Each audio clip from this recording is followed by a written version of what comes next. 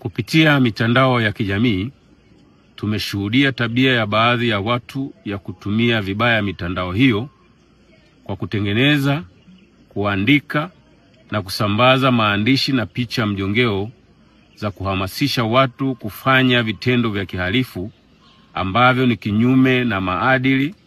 utamaduni wa Mtanzania na kinyume na sheria za nchi. Vitendo hivyo vya kihalifu vinavyosukumwa na dhamira ovu, pamoja na kwamba ni kinyume cha sheria za nchi, vimekuwa vikisababisha hofu na taharuki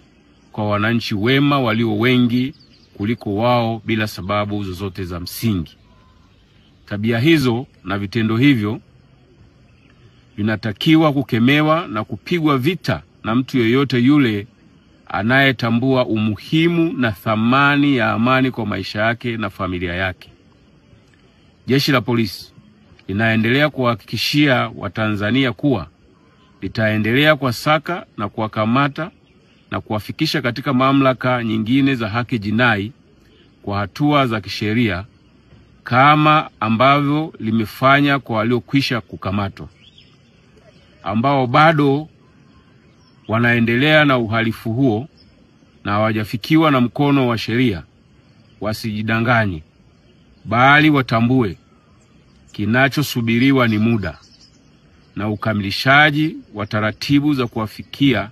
wakati wowote kulingana na ushahidi kwa mujibu wa sheria, kanuni na taratibu za nchi.